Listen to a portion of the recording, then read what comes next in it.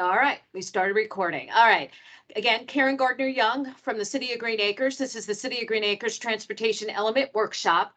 So the city is in the process of doing the update of our for our year.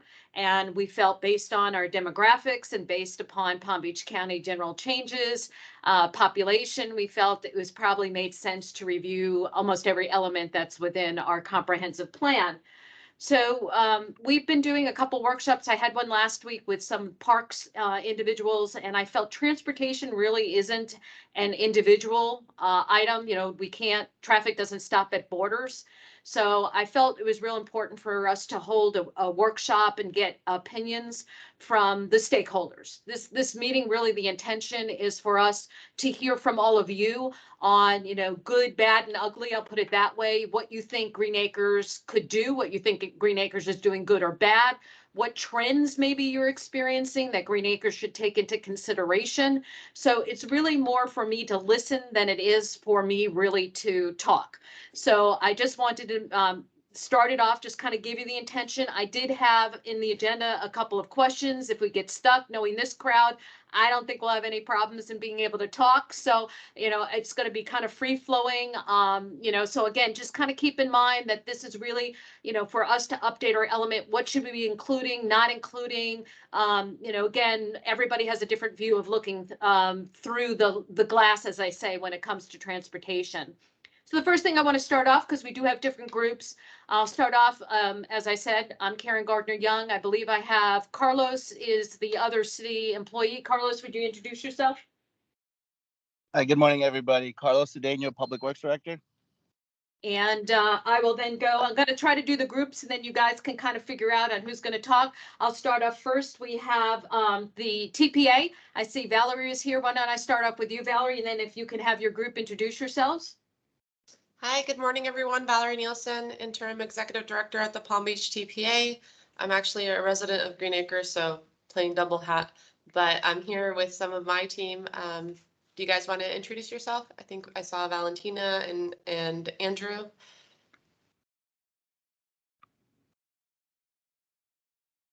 Andrew, you want to start? Introduce yourself? Sure. Good morning, everyone. Andrew Euler, Deputy Director of Program Development. And Valentina?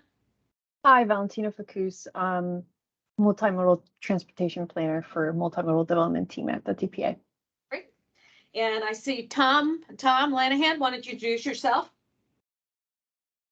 Good morning, Tom Lanahan, Treasure Coast Regional Planning Council and former Green Acres Planning Director.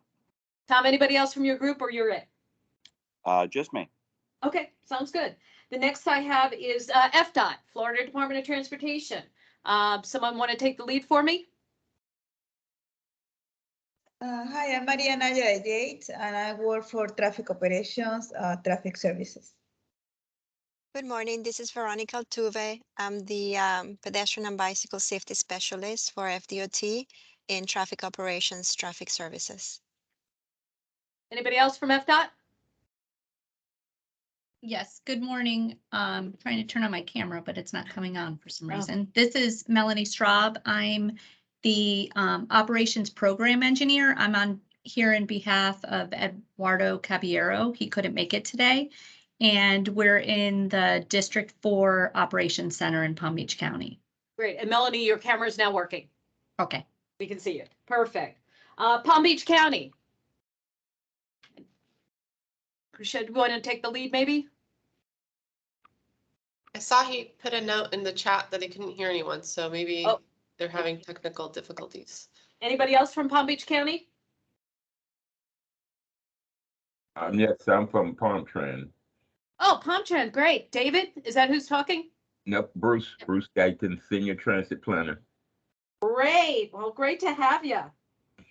Okay, and I believe anybody from the school district? Yes, good morning. My name is Michael Owens. I'm a senior planner here with the Palm Beach County School District. Perfect. Anybody else from the school district? Okay, who did I miss? I think there's a couple of private transportation people, but anybody I missed who I didn't get the opportunity to introduce themselves? Hi, this is Dalila Fernandez, Access Management, District 4. Hi, how are you? I'm doing great, Dalila. Nice to see you. Brad Davis with Kimley Horn. Perfect. Anybody else? All right, I think we got everybody. What a crew. Like I said, the city is in the process of updating our comprehensive plan, particularly the transportation element.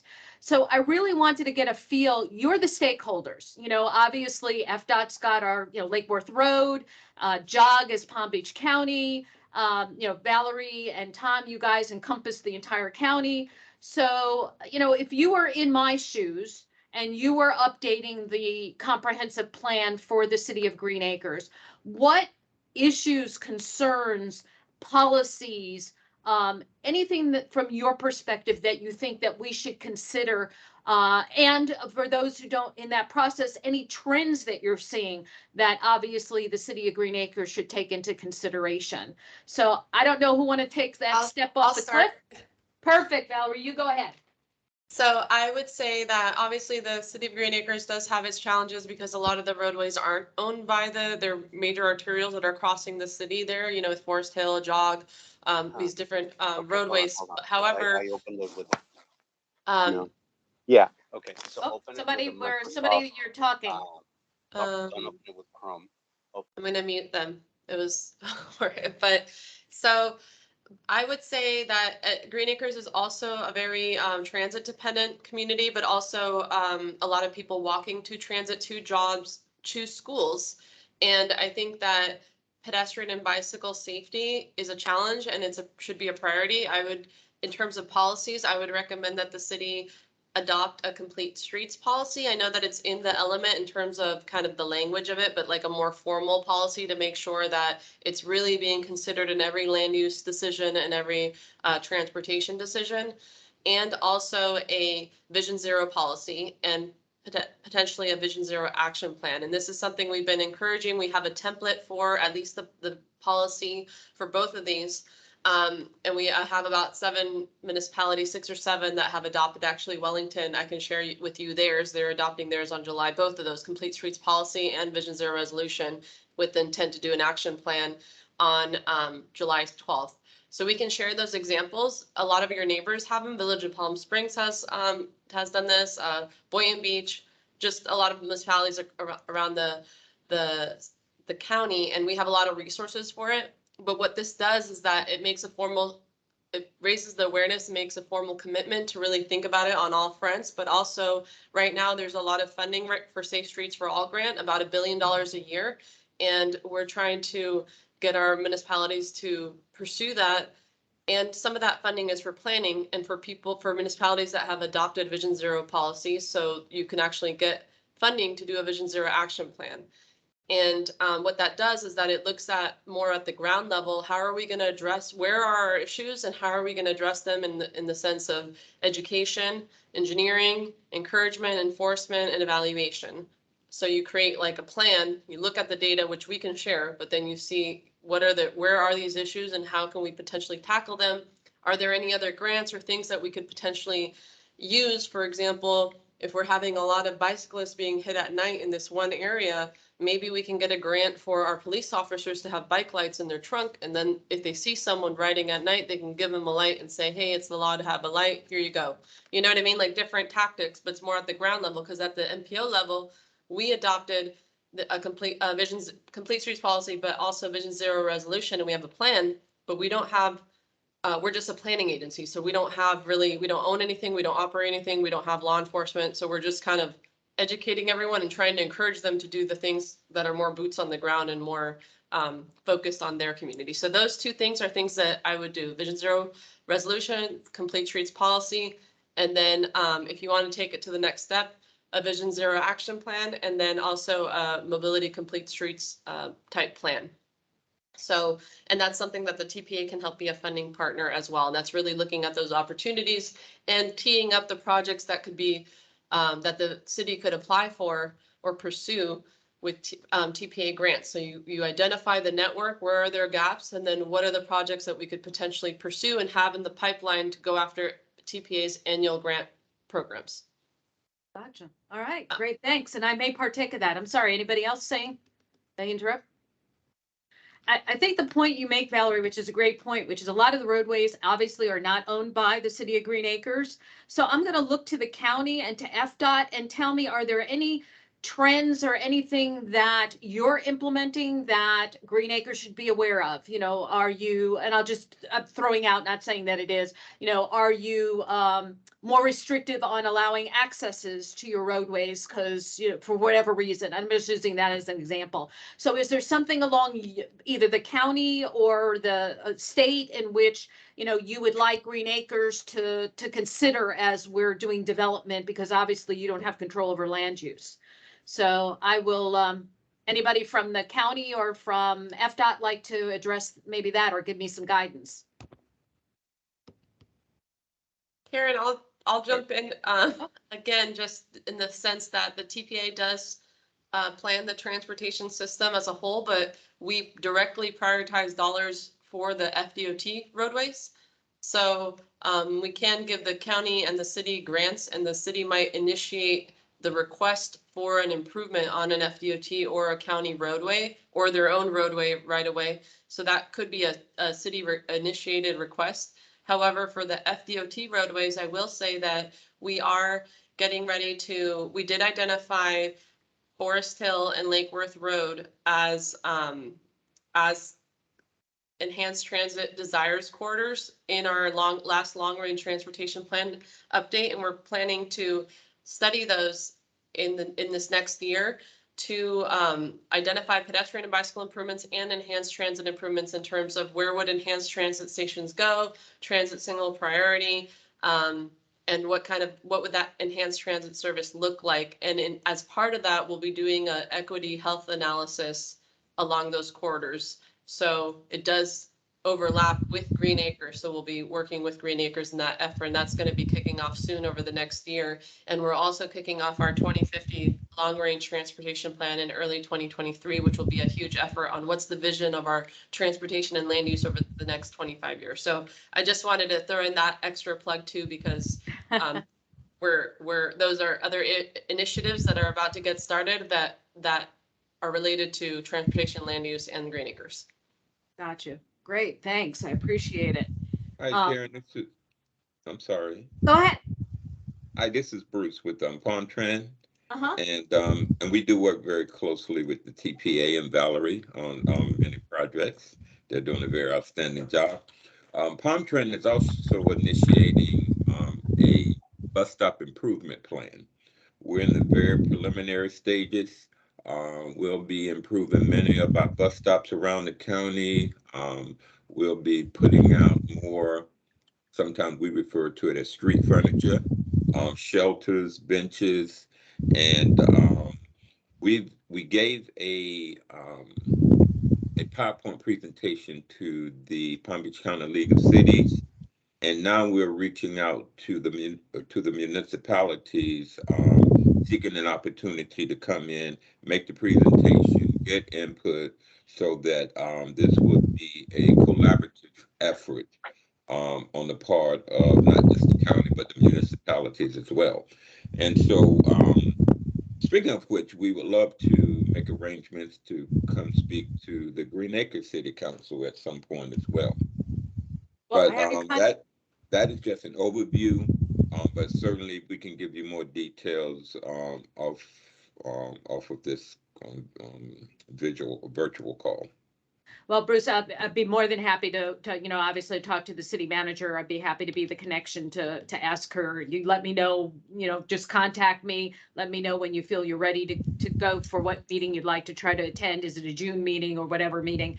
And we'll try to see if we can coordinate. I don't, unfortunately, I've only been here a little bit more than a year, so I don't know the policy yet as far as agenda items, but. I do understand. Not a problem. But Bruce, let me ask you, are there any, you indicated that, you know, obviously you're doing an improvement program. Are there any changes or any problems or concerns with the transit routes that are going through Green Acres? Should we be doing something different? Is it maybe, and I'll do it on the other side. Let's do it on the positive side. Maybe something's good. I don't know. No, Green Acres, Lake Worth Road is one of our busiest routes. And we have think maybe 2 routes that go through Green Acres. I need to double check that. Don't quote me on that. But as it relates to the city involvement and participation, as indicated, those roads are not owned by Green Acres. So we do deal with the county and state, and if it's a federal road, we do deal with other entities. But there may be times when we may need assistance from Green Acres as it relates to reaching out to some of these entities when we're trying to do improvements. So in that regard, I think that you can be very helpful. And again, I'll be glad to share the details of the plan off of the virtual, and for with anyone else who's on this virtual call as well. Great. Well, that would be really helpful. Again, just want to, a lot of this, as we all know in our field, is coordination, right? Yep. Does the left hand know what the right hand's doing? Yep. And that's why so much the comp plan is required for us to kind of coordinate together. So, any plans that may impact upon what's going on in the city of Green Acres, I always prefer reach out, just let us know what's going on. If it's mutual for all of us, then, obviously we'll try to get on board. But, we don't go to your meetings, you don't go to mine. So, we really don't know what each other's doing, and we own in kind of our own silos. So yeah. I'm really, like I said, I really appreciate everybody being here and participating and contributing and giving, and providing everybody, not just me, but everybody who's on the call, what's kind of going on in your areas. That's really, really helpful. So let me see, Tom, anything on your end from Treasure Coast that, other cities maybe they have done, or things that you would suggest that the Green Acres take a look at? Sure. Thanks, Karen. A couple of things. We are in the process of completing a study on internal connectivity in Royal Palm Beach. And it was fascinating.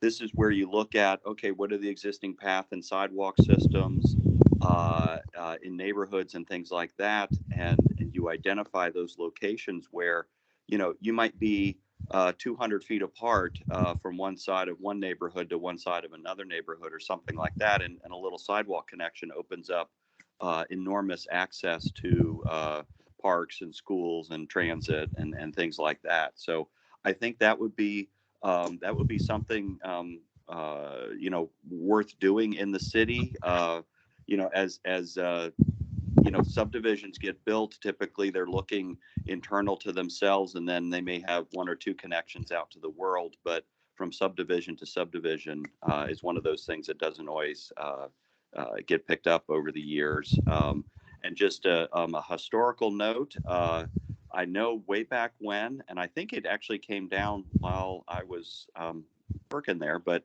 there used to be a pedestrian bridge across the E3 canal, which is kind of like the Great Wall through the community there. There's only a few crossings of it that used to connect 2 of the neighborhoods. And, it got dilapidated and got torn down. But, those kinds of internal connections can be very valuable, especially given the extraordinary number of schools in Green Acres and all the children and all that. Then the other thing I would offer is that land use transit connection. As efforts are made to enhance the transit system, we want to look along those transit corridors for good locations to put in uses that are maybe a little more related to transit. I know the city already has a nodal concept in the future land use element, which I think is a great planning tool. And if I'm not mistaken, I'm guessing that I think those nodes actually align pretty well with the transit network. So tying those things together and really talking about the D word, density, which is it's interesting. As I moved from the city to the regional planning council, I at the city, 10 units an acre was, oh my gosh, that's residential high, And then, I sit with my colleagues and they're like, they use numbers like 20 and 30 and 40. So taking a peek at that and what's the temperature of the community on something like that. And what does density really look like? Is something that we had kind of started poking around with some of the older developments in the city.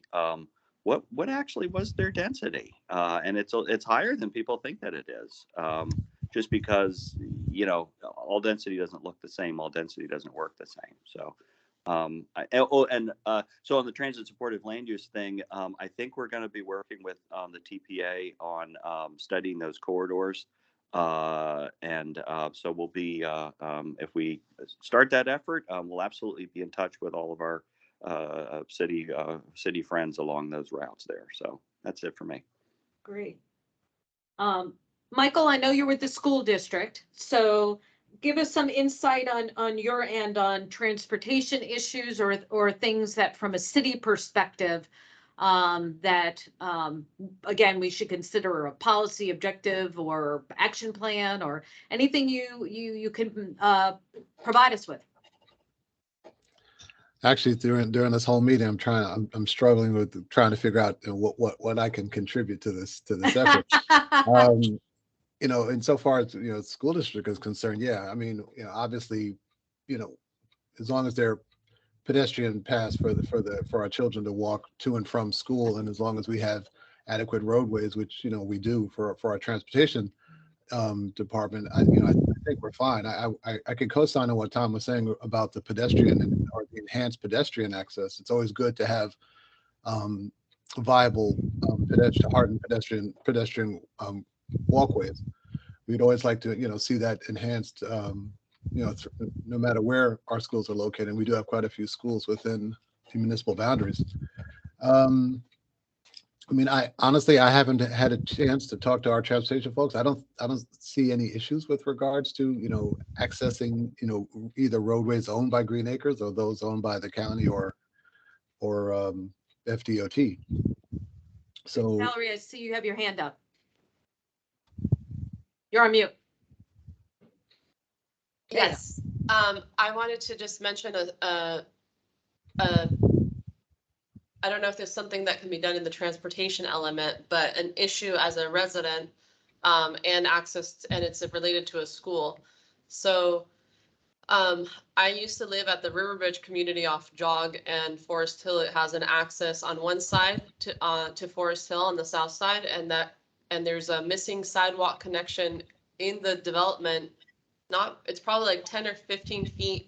But there's a ton of kids, there's a goat trail and a ton of kids that are trying to access south out of this community onto Forest Hill. And there's just a goat trail there to get to the sidewalk. Otherwise, they have to run across the gated community driveway of cars to get to the sidewalk on the other side. So I know it's outside of the control of the city, but it's something that if the city were able to work with that community to say, can we connect this ADA sidewalk so that all of these kids that are running, like having to bike and walk along here, this goat trail can actually access the main sidewalk and roadway.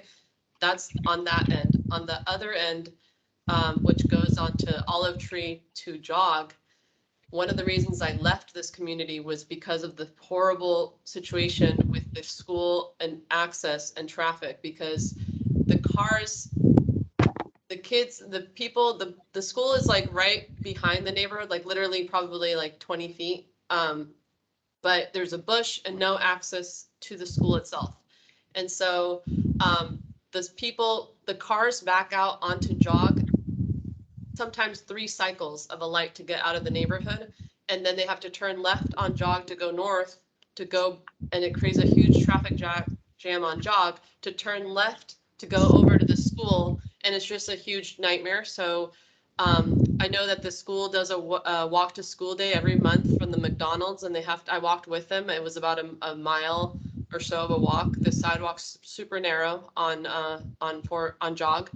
It's like 4 feet, so half the kids were walking in the grass. But my solution to this issue is hopefully working between this community and the school to potentially have an access to the school from the neighborhood, just connecting the path that's over these like bushes, because there's a path there, but I understand that it's a security issue for the school, so there would just have to be a gate and someone watching, guarding it during dismissal and arrival hour, but that would have a huge impact on the amount of people that have to like walk, bike a mile, or even like have to drop off their kids if they could just walk a less than 5-minute walk to school.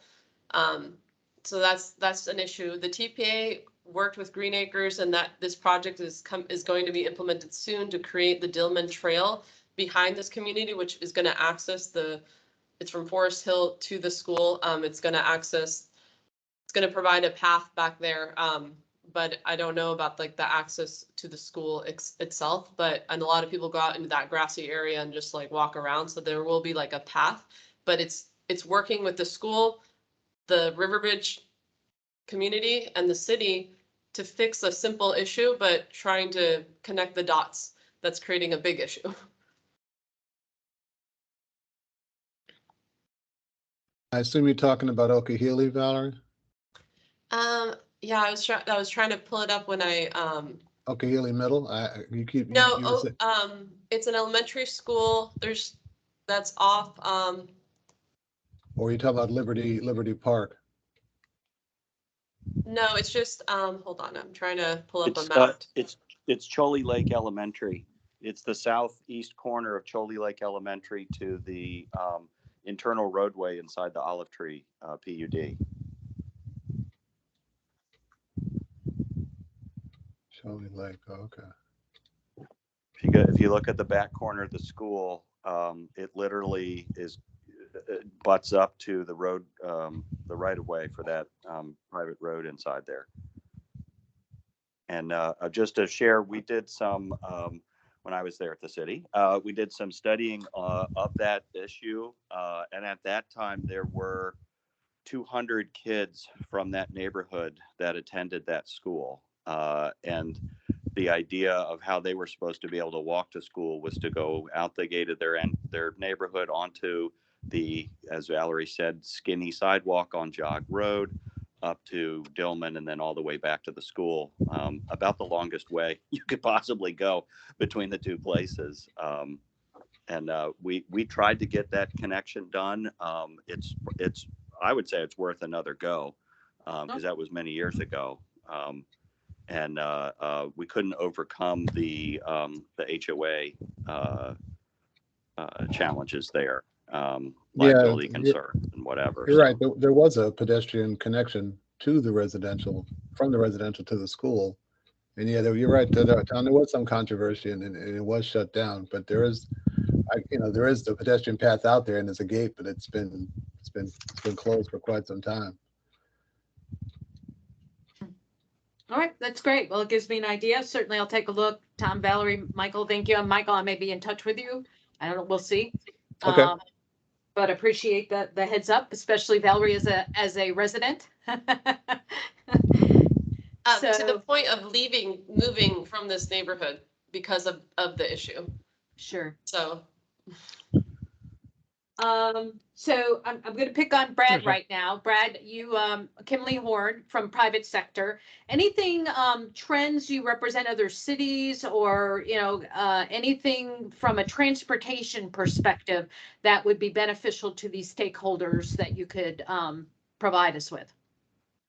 I think the main thing is just echoing what has already been said. Obviously, the county continues to grow and that growth continues to kind of impact the city in terms of both generating traffic as well as people passing through Green Acres. But those same things of being able to walk, bike, take transit, have safer streets, we're seeing more and more of a need and a focus on that.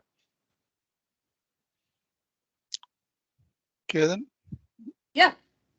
Okay, this is Kashid Majuddin from Palm Beach County Planning. Unfortunately, engineering couldn't attend it, but just wanted to make a couple of points. It's very easy to forget and everybody forgets because it's a very different situation. Palm Beach County has a charter on level of service, roadway level of service, and we establish a roadway level of service. And we review concurrency on all major road except city-owned. So if there is any city-owned road in your comp plan, which there are, we do not even review the concurrency. And if any project is coming in, we don't review that, but we do review on state and county roads, and we review it against our thoroughfare identification map, which is our TE map 14.1. And whatever number of lanes you can put it in there. Now with the prop share, we get the prop share based on that. If the prop share is triggered, and or if the concurrency improvement is triggered, we would have them put those widenings, if there are any, based upon our TIM map.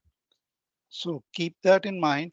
And when we do your future analysis of number of lanes and stuff, run it by our engineering department to make sure that that right of way can accommodate those lanes and have the level of service analysis based upon the vehicular capacity of those roads, which are in this case, I think you will be running into Lakeworth Road and Jog Road and Forester Boulevard and Crest Haven, and I think Crest Haven is a county road, most likely it is. So any road which are the county roads in there, and we have the county's engineering department has a roadway atlas, which is very specific to which roads are county roads and state roads. So those are the roads that make sure that their future number of lanes are consistent with what can be accommodated in our thoroughfare right-of-way identification map, and run it by engineering, or maybe even have a meeting with the engineering department with Mo Alturk. They consistent with our comp plan too. Okay, great. Thank you. Appreciate it. So let me ask everybody, obviously Green Acres is kind of centralized. And one of the issues that we've been experiencing is, as we all know, the growth is in the western portion of the county. So, part of the issue for us is that this growth that's in the western portion has to get to the east. And so when they come to the east, guess where they go through? They go through Green Acres. So, now it begins to affect kind of how we're able to control our own destiny. I'll put it that way. So is there any thought or any experience or anybody's kind of had to give some guidance on things on, how do we deal with that? How do we deal with, like I said, transportation knows no boundaries. But, we all look at, land use, you got to have concurrency. We've got to make sure levels of services are maintained. Anybody have any thoughts regarding approaching that kind of issue, or in the past or future? Karen, I guess I would say from our perspective, obviously not one size fits all, but it's trying to address things as best you can. So on one end, if the city has a vision plan of what's important to them and how they'd like to grow. For example, last week I was at the village of Royal Palm Beach, and they're working on a vision plan there because they missed an opportunity that they could have bought the Royal Palm Beach movie theater. Was like a big parking lot, and they could have potentially done like mixed-use housing or something else, an activated park, other things there.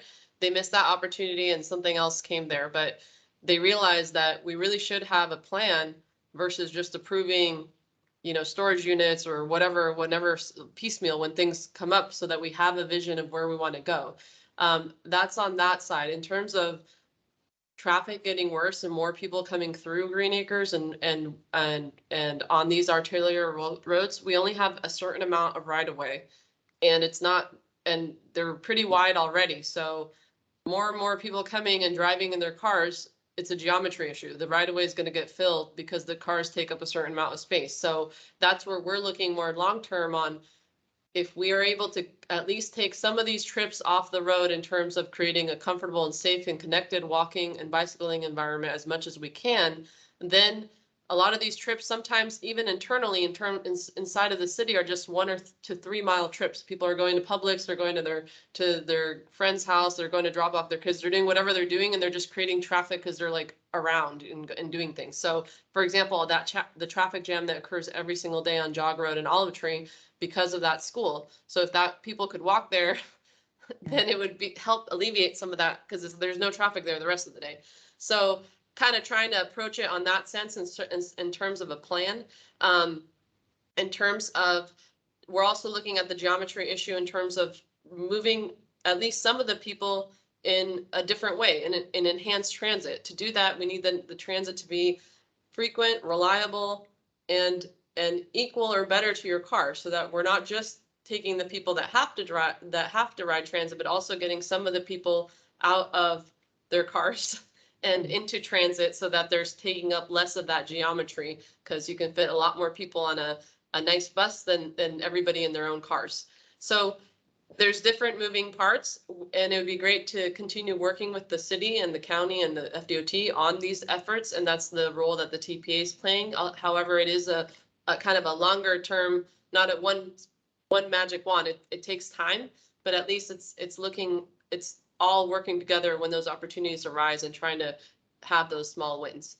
So that's just kind of my perspective, because it's definitely on our radar too, and that's what we're thinking. And I mentioned the Forest Hill and Lake Worth Road as corridors that are currently high transit ridership, but they're corridors that we're looking at prioritizing funding for nicer electric buses, nicer shelters, transit signal priority, working with the county and FDOT and trying to create a more attractive transit experience and reliable, but also we need to work with the city and the roadway owners on where can we fix these gaps and situations that are not safe or nice to walk. And sometimes it might be lighting too, right? Like it might be really dark somewhere and you just don't want to walk because it's not safe. So it might be a lighting issue that we need to try to fix. Gotcha. Chris Hurd, I think you have your hand up.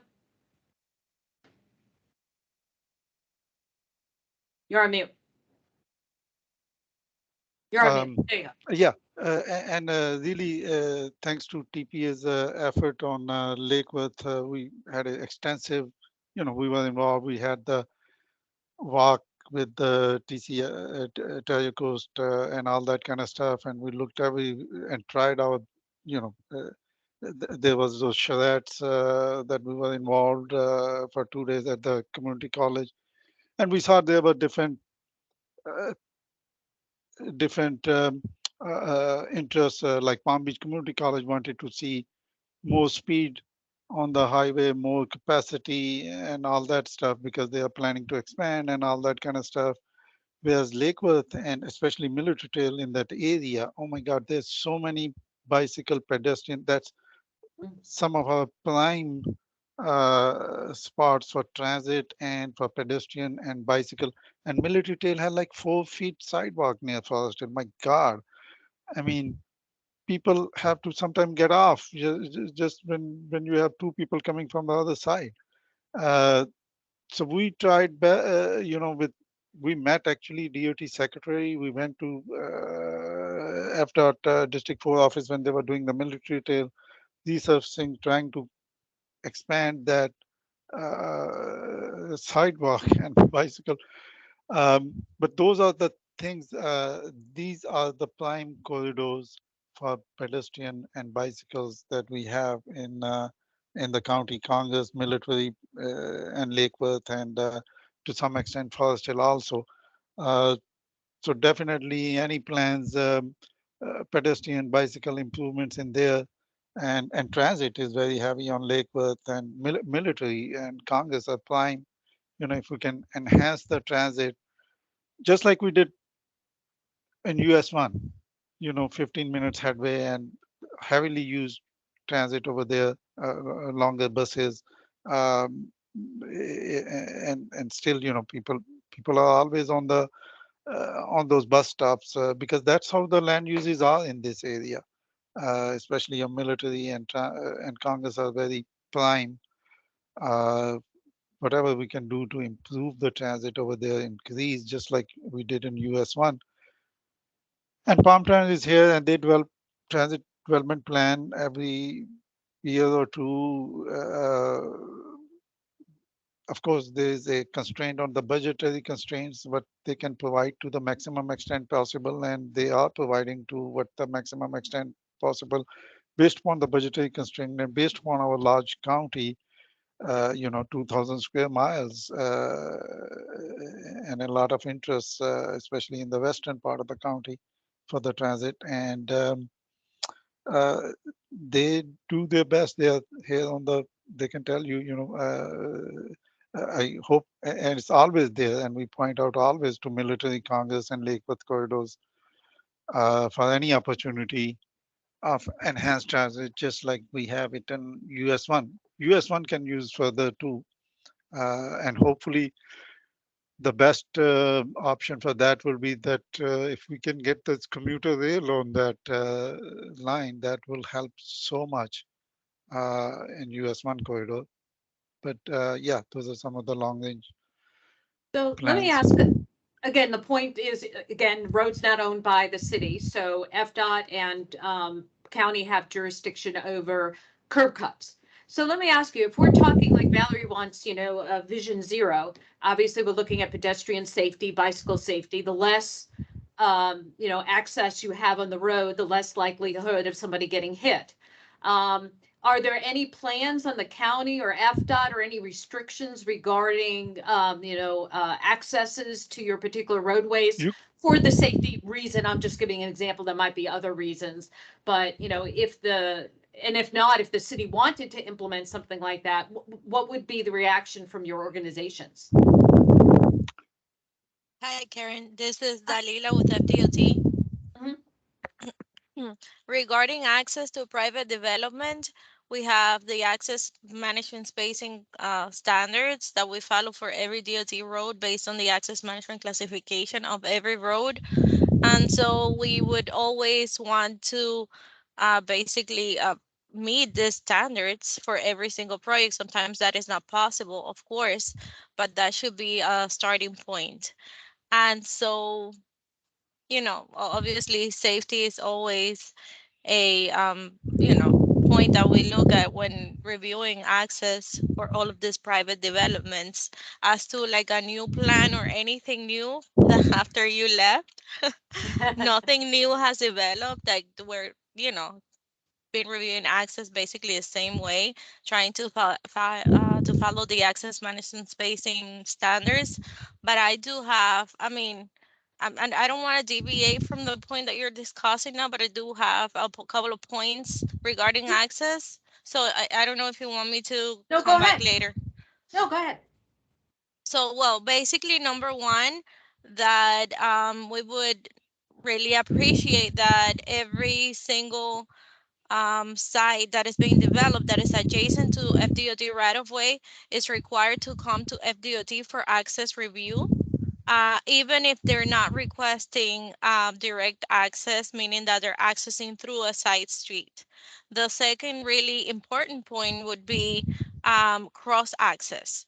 So as the city has site plan approval, the DOT doesn't approve site plan, so we don't have any jurisdiction over site plan approval. We would really appreciate if the city could require cross access or joint access for this private development, as we can only encourage it. We can actually not require it from these applicants. So that's a really important, I guess, point that we need to work together with the city and the county to achieve joint access or cross access. And that's basically my main 2 points on access.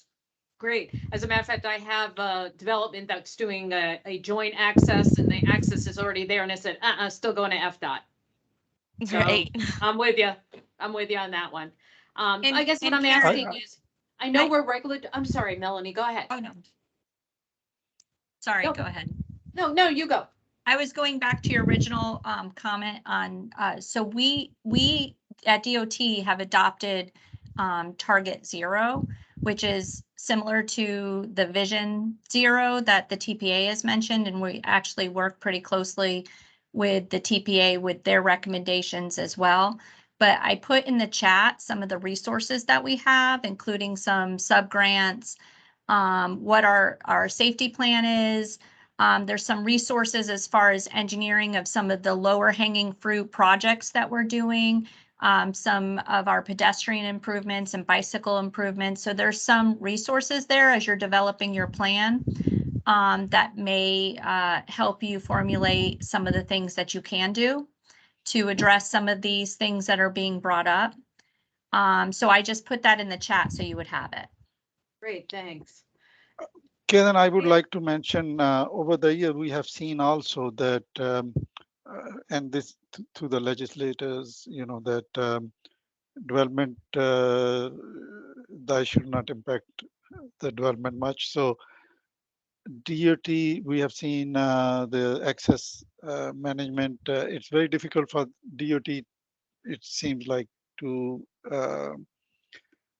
deny an access sometimes. And so probably in your plans, my question would be that can city overlap? Probably not. If it's a DOT road, they're going to have to give the access based upon their standards.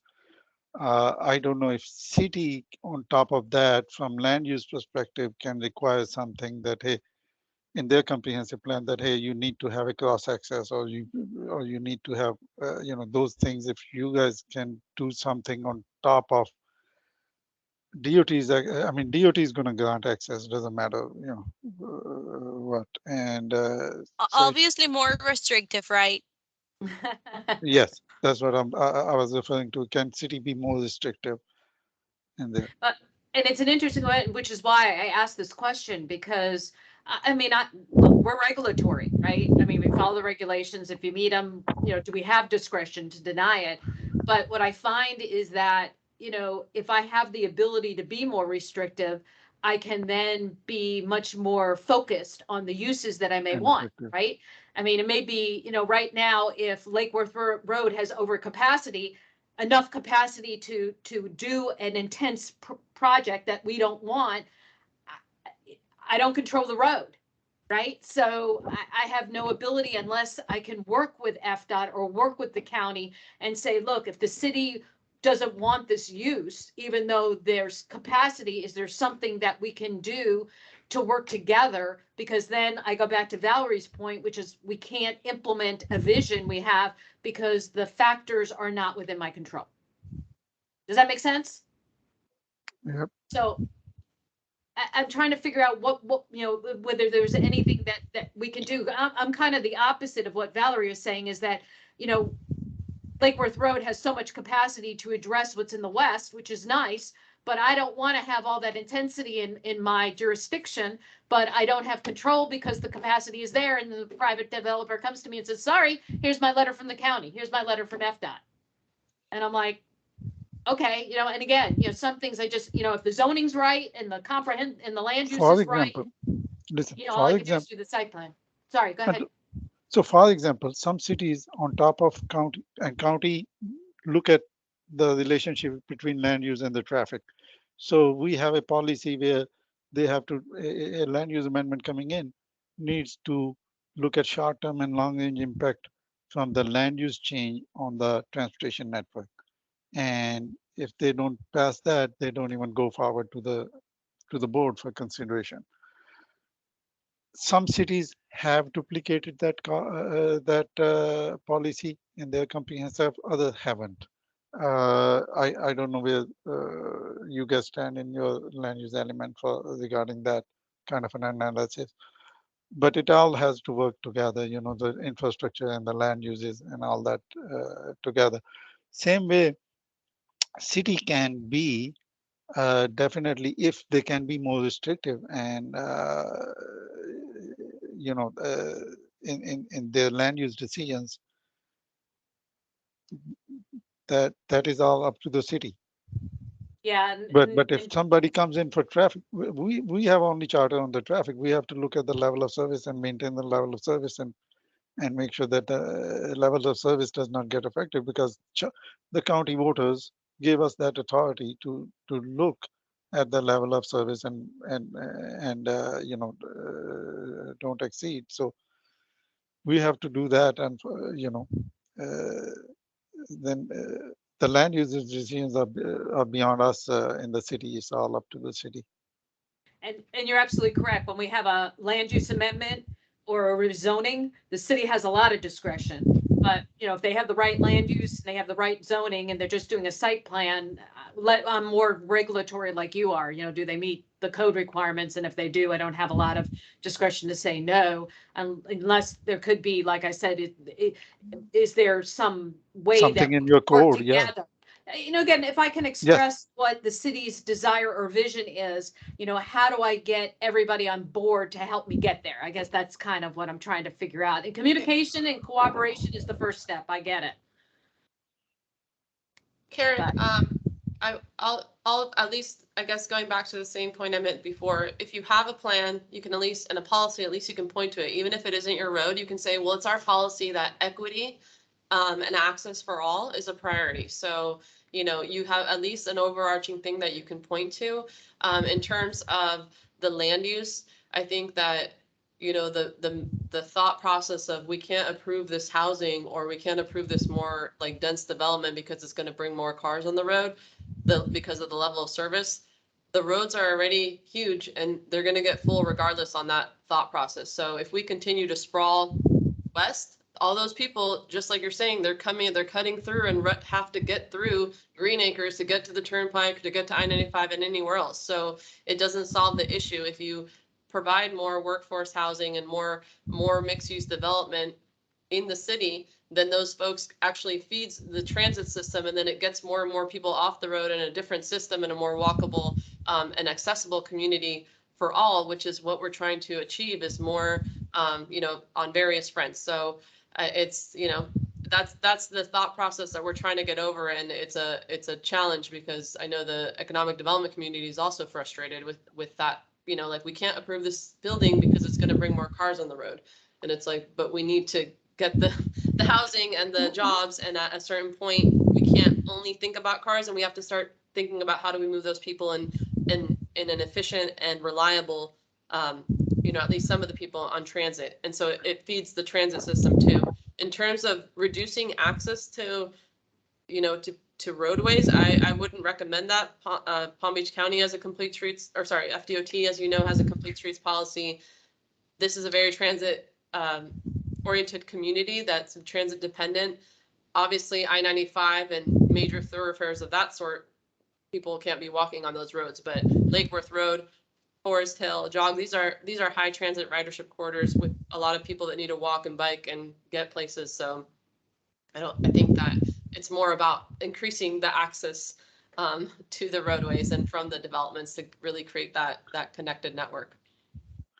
Carlos, I know you've been on. Any questions, since you have all the transportation experts here? Anything you want to ask of them, since we're getting towards the end of the meeting? No, I've heard a lot of good information back. Just trying to think of how we can implement what they've stated into our within the roadways that we have control over. Gotcha. Well, and just to mention one more thing, I believe that Lake Worth and Military Trail and Congress Avenue corridors are in within our URA TCEA transportation concurrency exception area, recognizing the fact that we do need more densities, intensities over there that may not meet the regular traffic standards. So that's just a side note. Appreciate it. Well, we're at the tail end, got 2 minutes left. So I just want to take the time again to thank everybody for attending. Hopefully you felt it was worthwhile, and we will be posting, this will be posted on our website, the recording, and feel free, we have a page on our update to keep advised of what's going on with our comprehensive plan amendments. And again, this is a moving target, so you all have my contact information now. If there's something that you wanted to mention, didn't have an opportunity, please feel free to email me or call me, and I'll be happy to include everything that we've had here. I'll be relaying to our city council. So thank you again for taking the time out of your busy schedules and appreciate everything you provided us. You're welcome, Karen. Have a great day, everybody. Bye, thank Take you. care of yourself. Bye. Be Take safe. care now. Thank you, bye. Oh, Karen, a quick question before you Yeah. go. When do you think it'll be on your website? Tomorrow, next week? Yeah, within a week. I actually get it pretty much the last one I got within a couple of days, so it won't be more than that. Gotcha. And yeah, please contact me because, like I said, like we always try to, we endeavor to get as much traffic off of local roads as we possibly can, be understanding, we have hundreds of people trying to get to a space within a finite period of time. So yeah, it does get a little tricky, but we do endeavor to try to alleviate traffic problems where we can. So obviously, if there are any situations that come up within the city, just let us know. We try to do it every case as we can. We have a task force that deals with this specifically. So anything that comes up, just feel free to contact me or Kristen Garrison, and she'll direct it to us. Great. I really appreciate it. And it's tough. It's no different than on parks. We have the same thing. Intense use used to be walking. People don't walk anymore, and I get it. And so now it's all the traffic that we got to deal with. So yeah, Right. I really do appreciate you participating and giving us some thoughts. No problem. And just as a planner, I don't want to belabor this, but I was always curious about the annexation policies for Green Acres. Like, I'd love to talk to you offline about that. I'm just curious about what are your future, what do you intend for the future, goals, or rather for expansion for the city. Well, I'll tell you, Michael, I am a old school person. I love meeting with people. Maybe we can schedule a lunch together and we could talk over lunch. How's that sound? Okay, yeah, because when I worked at the county, I used to do annexations there, so it's always been kind of this thing of mine. Gotcha. Sounds good. No All right, problem. Again, thank you for attending, and All right, 10 Karen. o'clock and calling it. Thank you very much. I'll talk to you All real right. soon, Michael. Thanks. Take care. Bye-bye. Bye-bye now.